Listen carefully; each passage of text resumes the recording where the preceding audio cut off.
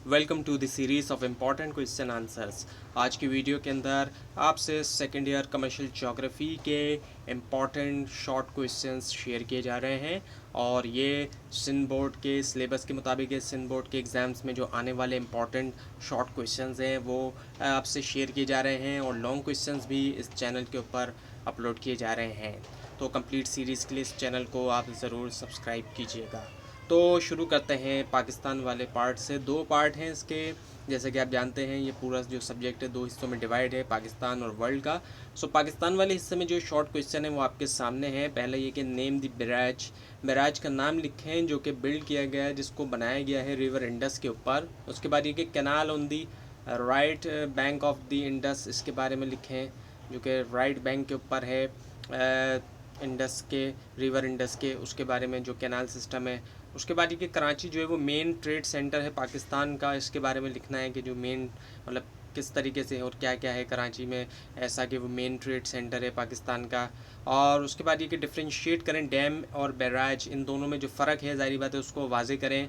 इसके साथ साथ पॉजिटिव और नेगेटिव एस्पेक्ट्स भी लिखें डैम के, कि पॉजिटिव और नेगेटिव एस्पेक्ट्स भी डैम के क्या होते हैं। उसके बाद ये कि इंपॉर्टेंस जो है जोग्राफिकल जो लोकेशन है पाकिस्तान की, जोग्राफिकली तौर पे जहाँ पे पाकिस्तान मौजूद है वर्ल्ड के अंदर, साउथ एशिया के अंदर मौजूद है, तो किस तरीके से इस लोकेशन की इंपॉर्टेंस है, क्या इंपॉर्टेंस है, कौन कौन से कंट्रीज़ करीब हैं, अरेबियन सी है पाकिस्तान से मिला हुआ, तो ये तमाम चीज़ें जो है आ जाएंगी कि आपने लिखना होगा। उसके बाद ये कि डिस्क्राइब करें वेरियस इरीगेशन सिस्टम प्रैक्टिस इन पाकिस्तान, कौन कौन से जो मुख्तलिफ इरीगेशन सिस्टम्स को प्रैक्टिस किया जाता है, यूज़ किया जाता है पाकिस्तान में, उसको आपने डिस्क्राइब करना होगा, डिटेल में आपने लिखना होगा। उसके बाद ये कि जो कैनाल इरीगेशन सिस्टम है पाकिस्तान का, उसके बारे में लिखना होगा इस तरह के सवाल के अंदर। उसके बाद ये कि डिफ़ाइन करें कैनाल और right the name of different types of canal, definition देनी है आपने कैनाल की और जो डिफरेंट टाइप्स से कैनाल की उनके नाम भी आपने लिखने होंगे।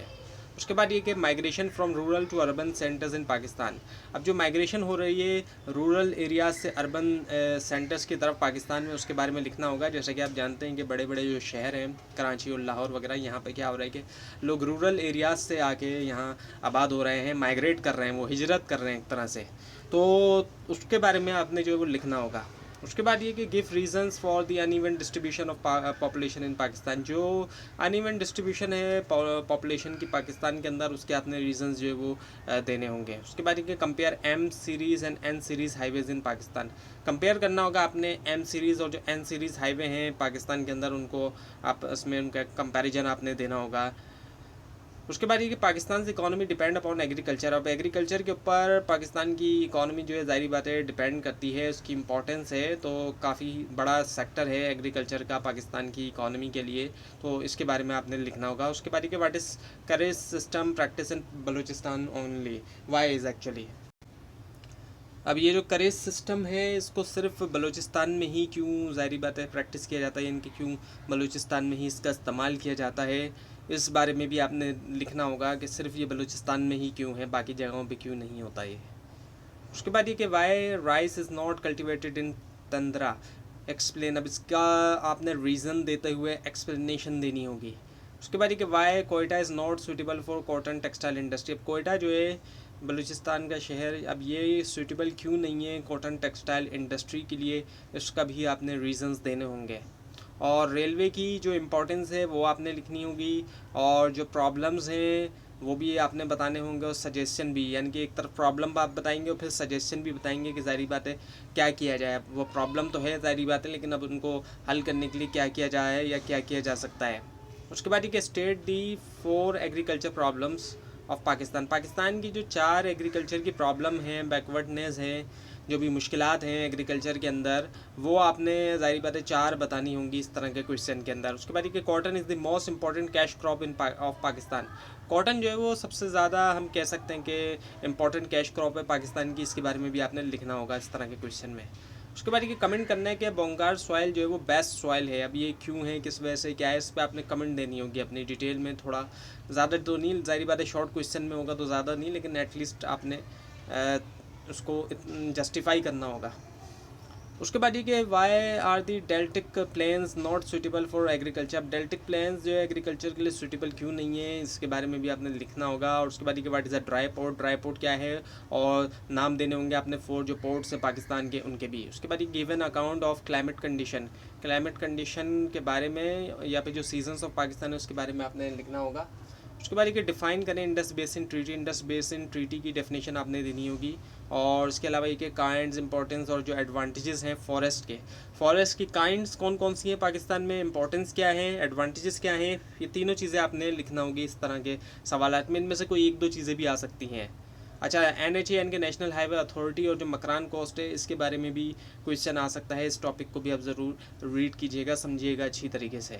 उसके बाद ये discuss road transport is more effective than railways in Pakistan. अब रोड ट्रांसपोर्ट ज़्यादा क्यों बेहतर है, इफेक्टिव है रेलवेज़ के मुकाबले में पाकिस्तान में, इसको आपने डिस्कस करना है, यानी कि एक तरह से आपने इसको थोड़ा डिटेल में डिस्कस करेंगे। उसके बाद ये right about the main rice cotton producing areas of Pakistan. Pakistan में जो राइस कॉटन के जो मेन प्रोड्यूसिंग एरियाज़ हैं उनके बारे में लिखना होगा। उसके बाद ये कि importance of minerals oil, mineral oil की जो इंपॉर्टेंस है वो आपने बतानी होगी। उसके बाद ये कि जो नेशनल गैस फील्ड्स हैं पाकिस्तान की उसके बारे में लिखना होगा इस तरह के क्वेश्चन के अंदर।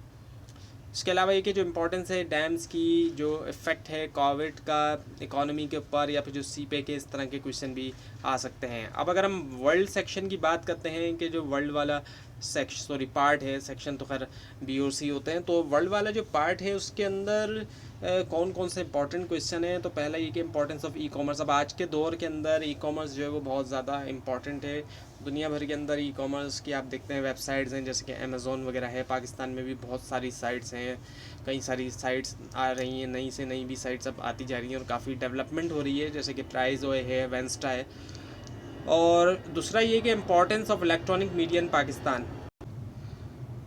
वर्ल्ड के अंदर जो इम्पोर्टेंस है इलेक्ट्रॉनिक मीडिया की पूरी दुनिया के अंदर, उसके बारे में आपने लिखना होगा। इस तरह का क्वेश्चन आता है कि importance of electronic media in the world. उसके बाद कि what do you mean by OPEC. अब ओपेक से आपका क्या मतलब है, उसके बारे में आपने बताना होगा। और right the name of its member, और इसके मेंबर्स जो हैं, ज़ाहिर बात है जो मेंबर कंट्रीज़ हैं उनके नाम भी आपने लिखने होंगे। उसके बाद ये right note on alternative energy resources, note लिखना है अल्टरनेटिव एनर्जी रिसोर्सेज के ऊपर, और एक नोट लिखना है सोलर एनर्जी के ऊपर। उसके बाद ये डिफ्रेंशिएट करें कमर्शियल फार्मिंग को और इंटेंसिव सबसिस्टेंस फार्मिंग, इन दोनों फार्मिंग के दरमियान डिफ्रेंशिएट करें, फ़र्क वाजे करें। उसके बाद ये 2 डेफिनेशन ऑफ कमर्शियल ज्योग्राफी। अब जो कमर्शियल ज्योग्राफी है जो आपका सब्जेक्ट भी है, इसकी 2 डेफिनेशंस आपने देनी होंगी। सो इसकी 2 डेफिनेशंस को आपने अच्छी तरह समझ लेना है, और ज़ाहिर बात है समझेंगे तो ही आप अच्छी तरह इसको याद रख सकेंगे, अदरवाइज़ इसको आप भूल जाएंगे, अच्छी तरह याद नहीं रख सकेंगे और क्लिक नहीं करेगा। अगर आप सिर्फ उसको रट्टा लगाएंगे तो वो क्लिक नहीं करेगा जब क्वेश्चन आपके सामने आएगा। उसके बाद ये right describe the importance of commercial geography, importance को डिस्क्राइब करें कमर्शियल ज्योग्राफी की, एक स्टूडेंट के लिए भी जो कि आप हैं, या फिर इंडस्ट्रियलिस्ट के लिए जो ज़ाहिर बात है प्रोफेशनल हैं, जो इंडस्ट्रीज़ में काम कर रहे हैं उनके लिए। उसके बाद ये कि क्लासीफाई करें इकोनॉमिक एक्टिविटीज़ जो होती हैं उनको क्लासीफाई करें, उनकी क्लासिफिकेशन करें। उसके अलावा ये कि डिफ्रेंशिएट करें इकोनॉमिक्स और कमर्शियल एक्टिविटीज़, इन दोनों के दरमियान फ़र्क को वाजे करें। उसके बाद ये कि डिफ़ाइन करें डेयरी फार्मिंग और ट्रक फार्मिंग, इन दोनों तरह की फार्मिंग के डेफिनेशंस दें। उसके बाद ये कि HDI क्या है, ह्यूमन डेवलपमेंट इंडेक्स, और right the range of it, इसका रेंज जो है उसकी वो भी लिखें। और उसके बाद ये कि जो बेसिक फंक्शन है फर्टिलाइज़र का वो क्या होता है वो आपने बताना होगा इस तरह के क्वेश्चन में। And what are the 3 main types of chemical fertiliser. इसके अलावा ये कि केमिकल फर्टिलाइज़र की जो 3 मेन टाइप वो कौन कौन सी हैं। उसके बाद ये कि difference between dry port and sea port, dry port और सी पोर्ट के दरमियान क्या क्या डिफरेंसेस हैं, क्या क्या फ़र्क हैं वो वाजे करना होगा। उसके बाद ये कि डिफ़ाइन करें growth rate of population and how to calculate it, calculate कैसे किया जाए।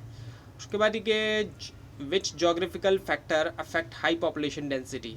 अब कौन सा जोग्राफिकल फैक्टर जो है वो अफेक्ट करता है हाई पॉपुलेशन डेंसिटी, ये आपने बताना होगा। उसके बाद ये गिव 4 रीजंस, 4 रीजंस देने हैं for the high population density. जो हाई पॉपुलेशन डेंसिटी है उसके लिए आपने 4 रीजंस देना होंगे। उसके बाद ये what is the importance of iron ore, iron ore की जो इंपॉर्टेंस है वो क्या है ये आपने बताना होगा। उसके बाद ये name the cotton producing area, नाम लिखने हैं जो कॉटन प्रोड्यूसिंग एरिया है उसके कौन कौन से नाम हैं। उसके बाद ये name the cold region in Asia, और एशिया के अंदर जो कोल्ड रीजन है, कोयला जो है उसका जो इलाका है वो कौन कौन से एशिया के अंदर। उसके बाद ये rubber is a plant of equatorial region, जो इक्वेटोरियल रीजन है, इक्वेटर के ऊपर है जो इलाके, वहाँ का ये प्लांट है। सो फेवरेबल फैक्टर लिखे हैं रबर की कल्टीवेशन के लिए। उसके बाद ये लिस्ट फैक्टर्स की लिस्ट दें जो कि नेसेसरी हैं लोकलाइजेशन के लिए एक इंडस्ट्री की, तो आपने ऐसे फैक्टर्स की लिस्ट देनी होगी। उसके बाद ये कि what is mean by urbanisation से क्या मतलब है, and list the factors of urbanisation, यानी कि लिस्ट देनी है उन फैक्टर्स की जो कि अर्बनाइजेशन के लिए हैं। उसके बाद ये कि what do you mean bye edible oil से आपका क्या मतलब है, आप क्या समझते हैं एडिबल ऑयल से। इसके अलावा ये कि name this main sources of edible oil के जो मेन सोर्सेज हैं उनके नाम लिखने होंगे। उसके बाद ये कि explain the terms renewable and non renewable natural resources, explain करें अब ये जो टर्म है renewable and non renewable natural resources की। तो ये थी आज की वीडियो। आपको इस बारे में कोई क्वेश्चन है, खास तौर पर इसमें कोई मिस्टेक दिखाई दे ज़रूर हाईलाइट कीजिए। और इस पूरी सीरीज़ को देखने के लिए और एग्जाम्स की प्रिपरेशन के लिए इस चैनल को सब्सक्राइब कीजिए, बेल आइकन के ऊपर क्लिक कीजिए। Thanks for watching this video and best of luck for your exams.